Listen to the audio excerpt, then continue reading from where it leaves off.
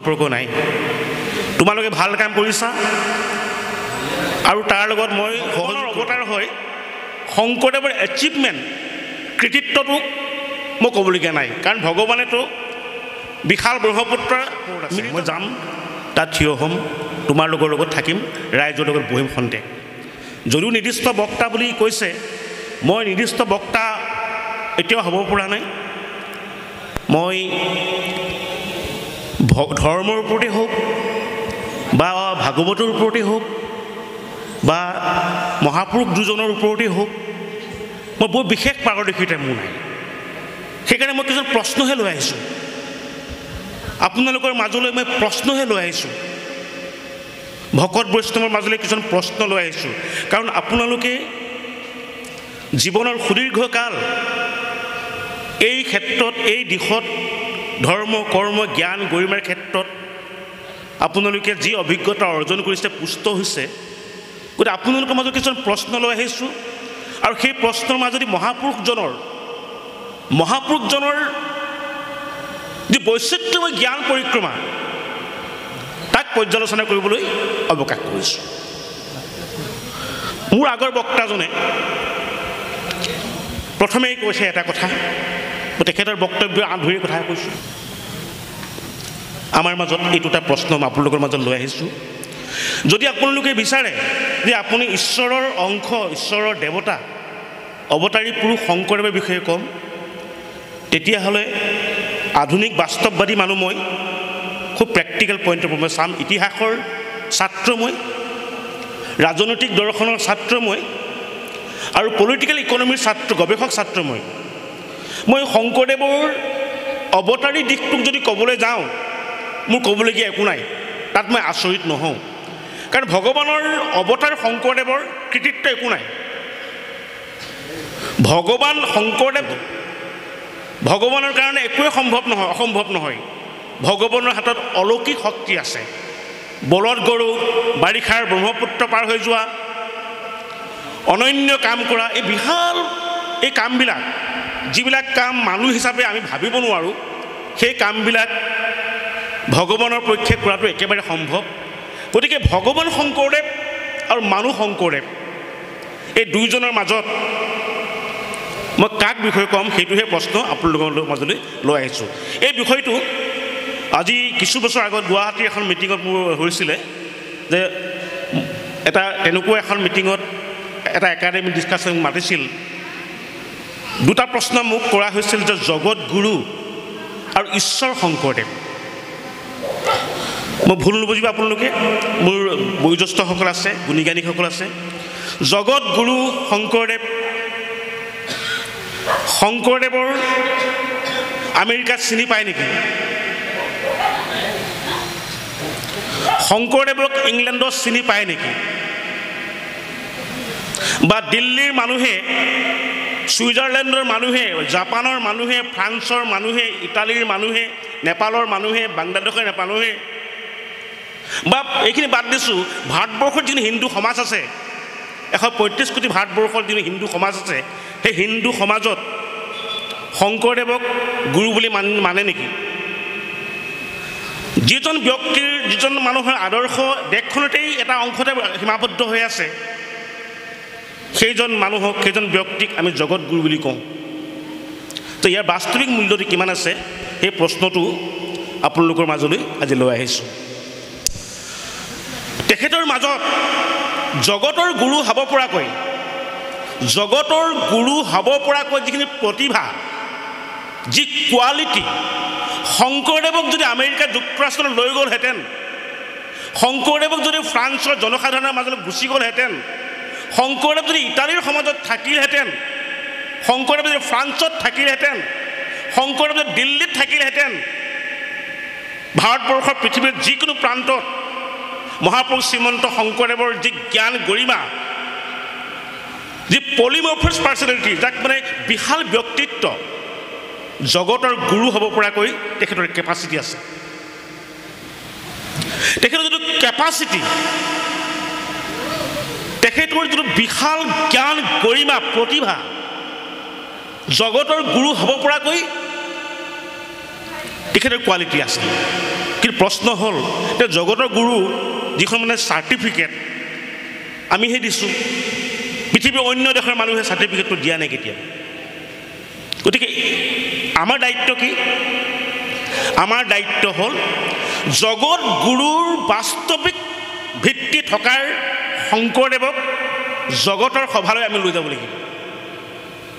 We have to transmit Sankardev towards the global platform. Sankardev গুৰুজনৰ সৃষ্টিক কৃতিত্বক আমি জগতলৈ লৈ যাব লাগিব, কিন্তু জগতলৈ নিয়া নাই।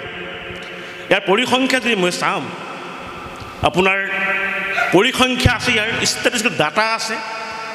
পৃথিৱীৰ কোন কোন দেশত, ভাৰতবৰ্ষৰ কোন কোন প্ৰান্তত, ভাৰতৰ কেইটা লাইব্ৰেৰীত শংকৰদেৱৰ বিষয়ে আছে, ভাৰতৰ কেইখন বিশ্ববিদ্যালয়ত শংকৰদেৱৰ আসন আছে। এই যদি পৰিসংখ্যাৰ ডাটাটো চাওঁ, এই ডাটাটো একবাৰ সীমিত ডাটা। 1946, 1971, 1961, 1983, 1991, 1999 ভাৰতবৰ্ষৰ যিটো মানে একাডেমিক পৰিসংখ্যা হৈছিল, এই গোটেই একাডেমিক পৰিসংখ্যা যদি চাওঁ, ভাৰতবৰ্ষত জন্ম নোহোৱা এই মহান পুৰুষজনৰ চিন্তা ৰাষ্ট্ৰীয় প্ৰেক্ষাপটত আজিও উপকৃত হৈ আছে। যিজন ব্যক্তি ৰাষ্ট্ৰীয় প্ৰেক্ষাপটত উপকৃত হৈ আছে, সেইজন ব্যক্তিক জগতৰ দৰবাৰলৈ এতিয়া নিয়া হোৱা নাই। গতিকে জগতগুৰুৰ যিটো আখ্যাটো আমাৰ আত্মসন্তুষ্টিহে ইন ট্ৰু চেন্স। বাস্তৱিক ক্ষেত্ৰত তেখেতক এতিয়াও জগতত বিশ্বৰ দৰবাৰত, বিশ্বৰ মঞ্চত, গ্ল'বেল প্লেটফৰ্মত তেখেতক এতিয়াও প্ৰতিষ্ঠা কৰা হোৱা নাই। আমি ইয়াৰ পৰাহে কৈ আছোঁ, এইখিনি বাস্তৱ কথা। কিন্তু আমি এটা জাতি, এখন সমাজ, এটা সংস্কৃতি এজন পুৰুষক আৱেগেৰে জীয়াই নাথাকে। তেওঁৰ কাৰণে আমি কাম কৰিব লাগিব। এই কথাটো হ'ল অসমীয়া মানুহৰ দৃষ্টিত শংকৰদেৱৰ প্ৰতিভাৰ কথা আলোচনা হৈছে। আজি আপোনালোকৰ আগত মই শংকৰদেৱৰ বিষয়ে একো লাভ নাই, কাৰণ যিজন ব্যক্তিৰ আজি 600 বছৰ, 550 বছৰৰ যিটো অৱস্থিতি আজি বহি আছোঁ ইমান সুন্দৰকৈ, তেখেতৰ অৱদান, তেখেতৰ কৃতিত্ব, তেখেতৰ প্ৰভাৱ অসমীয়া সমাজত কি আছে আমি তাক কৈ কোনো প্ৰয়োজন নাই। কিন্তু মূল কথাটো হ'ল অসমৰ বাদে, অসমীয়া মানুহকো বাদ দি ভাৰতবৰ্ষৰ মানুহে, বিশ্বৰ ইংৰাজ মানুহে, 200 বছৰ সাম্ৰাজ্যবাদী থকা দেশত ইংৰাজে কি ভাবিছিল ব্ৰিটিছক, মানে শংকৰদেৱক লৈ ব্ৰিটিছৰ কিবা ধাৰণা আছিল নেকি? শংকৰদেৱ সম্পৰ্কত ব্ৰিটিছে কিবা কৈছিল নেকি 200 বছৰৰ এই সাম্ৰাজ্যবাদী শাসনত? এইটো যুগত এইখন দেশত ব্ৰিটিছে ৰজনজনাই আছিল। এইখন দেশত 15 শতিকাত জন্ম হোৱা শংকৰদেৱৰ বিষয়ে ব্ৰিটিছে কি কৈছিল, বা তাৰ পৰৱৰ্তী সময়ত ইংৰাজসকলে কি কৈছিল, বিখ্যাত দাৰ্শনিকসকলে কিবা কৈছিল নেকি? এই বিষয়টো কিন্তু আজিও উন্মোচন হোৱা নাই। মাত্ৰ যিখিনি আমি চবেই জানো সেইখিনিকে কথা কৈ থকা হৈছে, আলোচনা কৰি থকা হৈছে। গতিকে গুৰুজনক আমি লৈ যাব লাগিব। শংকৰদেৱৰ সম্পৰ্কত মহাত্মা গান্ধীয়ে কৈ গৈছিল 1921 চনত, যেতিয়া গুৱাহাটীত প্ৰথম মহাত্মা গান্ধী আহিছিল, গান্ধীয়ে কৈছিল যে মই যি ৰামৰাজ্যৰ কথা কৈছোঁ, মহাপুৰুষ শংকৰদেৱে আজি 500 বছৰৰ আগতে একশৰণ ব্যৱস্থাৰ যোগেদি, নৱবৈষ্ণৱ ব্যৱস্থাৰ যোগেদি, দৰ্শনৰ মাজেদি, আধ্যাত্মিক গণতন্ত্ৰৰ মাজেদি ৰামৰাজ্যৰ কথা কৈ গৈছে। এজন নেশ্যনেল ফিগাৰ, দেশৰ পিতা মহাত্মা গান্ধীয়ে শংকৰদেৱ সম্পৰ্কত কৈছিল 1921 চনত। স্বামী বিবেকানন্দই শংকৰদেৱ সম্পৰ্কত কৈছিল, শংকৰদেৱে জন্ম দিয়ে ভক্তি আন্দোলন ভাৰতীয় প্ৰেক্ষাপটত এক বিশাল আন্দোলন। ডক্টৰ ভীমৰাও আম্বেদকাৰে শংকৰদেৱ সম্পৰ্কত মতামত দিছিল। ভাৰতীয় ডিপ্ৰেছ ক্লাছ মুভমেণ্টৰ, পিছপৰা জাতি আন্দোলনৰ ভাৰতীয় সংবিধানৰ পিতৃ আম্বেদকাৰে কৈছিল শংকৰদেৱ সম্পৰ্কত। ভাৰতবৰ্ষৰ কেইবাজনো মহাত্মা গান্ধীকে ধৰি বহু গুণীজ্ঞানী ব্যক্তিয়ে, মই অসমৰ কথা নকওঁ, অসমৰ বিদ্যাত সমাজে কি কৈছে সেইটো কৈ লাভ নাই, সেইখিনি আমি জানোৱেই। বেলেগ মানুহে কি কৈছে, বেলেগ মানুহে শংকৰদেৱৰ প্ৰতিভাক চিনি পাইছিল নে নাই? মই সদায় কৈ, জগতৰ গুৰু শংকৰদেৱক ইংৰাজসকলে, আমেৰিকাৰ চিন্তাবিদে কিবা কৈছিল নেকি? আমি তাৰ পৰা মই গৱেষণা কৰি আছোঁ, মই এতিয়া এইবিলাক কামত লাগি আছোঁ। অসমৰ মানুহে কি কৈ আছে সেইটো নট কনচাৰ্ণ মোৰ কাৰণে। আমি চবেই জানো তেখেতৰ কীৰ্তনপুৰী, তেখেতৰ অৱদান, তেখেতৰ কি বিশাল অৱদান, অসমীয়া জাতি কৃতজ্ঞ। জগতগুৰুজনক যথাৰ্থ ৰূপত বিশ্বৰ দৃষ্টিত জগতগুৰুৰ চিনাকিটো কি সেইটো জানিব বিচাৰোঁ। এই সন্দৰ্ভত মোৰ কেইজনমান বিখ্যাত দাৰ্শনিকলৈ মনত পৰে। 1814 চনত এখন কিতাপ ওলাইছিল, এডৱাৰ্ড গেটৰ কিতাপ। সেই কিতাপখনৰ শংকৰদেৱৰ সম্পৰ্কত এডৱাৰ্ড গেটে কৈছিল, অসমৰ বুৰঞ্জী সম্পৰ্কত, অসমৰ বুৰঞ্জীক নতুন ৰূপ দিয়া এডৱাৰ্ড গেট অন্যতম। এডৱাৰ্ড গেটে শংকৰদেৱৰ নৱবৈষ্ণৱ আদৰ্শক সমাজ জীৱনৰ সংহতি স্থাপনৰ এক মূল আধাৰ বুলি কৈছিল। 1885 চনত প্লেণ্টেন, উইলিয়াম প্লেণ্টেন নামৰ এজন দাৰ্শনিক, আমেৰিকান দাৰ্শনিক, বেপ্টিষ্ট মিছনেৰী, তেওঁ কৈছিল যে Sankardev's contribution lies in the realm of social transformation. সমাজৰ আমূল পৰিৱৰ্তনৰ সাধক শংকৰদেৱ। তেখেতৰ এখন কিতাপ চেঞ্জ অফ আছাম, অসমৰ সন সকলোবোৰ ওপৰত 1885 চনত কিতাপখন প্ৰকাশিত হৈছিল আমেৰিকাৰ পৰা। তাৰপিছত ব্ৰকমেন নামৰ এজন চিন্তাবিদে শংকৰদেৱ সম্পৰ্কত কৈছিল। ব্ৰকমেন নামৰ epic geographical territory of north east India বুলি এখন কিতাপ হৈছিল 1909 চনত কিতাপখন প্ৰকাশিত হৈছিল।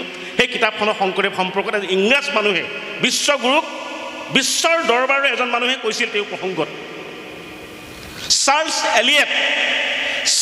এলিয়েট নামৰ এজন ব্যক্তি 1921 চনত এখন কিতাপ লিখিছিল, বুদ্ধিজিম এণ্ড হিন্দুইজিম। সেই কিতাপখনত শংকৰদেৱৰ অৱদানটো স্বীকাৰ কৰিছে।